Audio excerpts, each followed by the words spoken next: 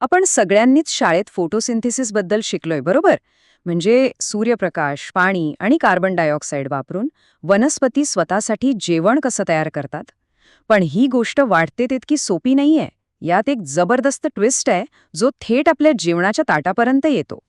जरा विचार करा, काय होईल जर काही वनस्पती आजच्या जगासाठी नाही तर एका पूर्णपणे वेगळ्या, कदाचित जास्त आव्हानात्मक जगासाठी तयार झाल्या असतील. ही गोष्ट आहे टिकून राहण्याची, जुळवून घेण्याची. सगळ्या वनस्पती सूर्यप्रकाशापासून ऊर्जा मिळवतात हे तर खरंय, पण गंमत म्हणजे त्या सगळ्या हे एकाच प्रकारे करत नाहीत. त्यांनी यासाठी दोन भन्नाट वेगळ्या रणनीती विकसित केल्या आहेत. काम एकच, पण मार्ग दोन. यातली पहिली पद्धत जी सगळ्यात कॉमन आहे ती म्हणजे C3 मार्ग. समजा हा फोटोसिंथेसिसचा ओरिजिनल ब्लूप्रिंट आहे. जगातल्या बहुतेक वनस्पती याच मार्गाचा वापर करतात. पण यात एक मोठा प्रॉब्लेम आहे. आता यांना C3 का म्हणतात माहितीये? कारण कार्बन डायऑक्साईड फिक्स झाल्यावर तयार होणारा पहिला रेणू हा 3 कार्बन अणूंचा असतो. यामधला मुख्य खेळाडू आहे एक एन्झाईम ज्याचं नाव आहे रुबिस्को. आणि आपल्या ताटातले भात, पोळी, बटाट्याची भाजी हे सगळं C3 वनस्पतींमधूनच येतं. तर तो प्रॉब्लेम काय आहे? त्याचं नाव आहे फोटो रेस्पिरेशन.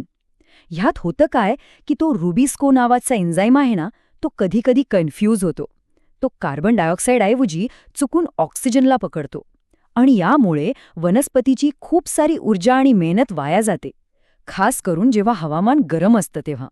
पण निसर्गाने या समस्येवर एक जबरदस्त उपाय शोधलाय. तो म्हणजे C4 मार्ग. हा एक प्रकारचा एव्होल्युशनरी अपग्रेड आहे, जो खास करून गरम आणि कोरड्या हवामानात टिकून राहण्यासाठी बनला आहे. या दोन मार्गांमधला खरा फरक त्यांच्या एन्झाईममध्ये आहे. C3 कडे आहे रुबिस्को, जो कार्बन डायऑक्साईड आणि ऑक्सिजनमध्ये गोंधळून जातो. पण C4 वनस्पतींकडे आहे एक खरा स्पेशलिस्ट, PEPC. त्याचं एकच काम आहे, फक्त आणि फक्त कार्बन डायऑक्साईडला पकडणं. गोंधळण्याचा प्रश्नच नाही. C4 वनस्पतींमध्ये पहिला रेणू 4 कार्बनचा असतो आणि ही पहिलीच स्टेप त्यांना त्या वेस्टफुल फोटो रेस्पिरेशनपासून वाचवते. त्यामुळे होतं काय, जिथे C3 वनस्पतींना वाढायला त्रास होतो तिथे C4 वनस्पती मात्र एकदम जोरात वाढतात. चला आता बघूया या दोन्ही रणनीतींची एक समोरासमोर तुलना. म्हणजे सगळे मुद्दे एकदम स्पष्ट होतील आणि डोक्यात पक्के बसतील. C3 वनस्पती म्हणजे आपले गहू आणि बटाटे. यांना जरा थंड हवामान आवडतं. त्यांच्या वाढीसाठी सगळ्यात बेस्ट टेम्परेचर आहे साधारण 15 ते 25 डिग्री सेल्सिअस. आणि याच्या अगदी उलट आहेत C4 वनस्पती. यांना हवंय एकदम कडक ऊन, म्हणजे 30 ते 40 डिग्री सेल्सिअस. विचार करा, हा फरक किती मोठा आहे. चला तर या टेबलवर एक नजर टाकूया. सगळं काही एका जागी स्पष्ट दिसतंय. पहिलं उत्पादन C3 मध्ये 3 कार्बन तर C4 मध्ये 4 कार्बन.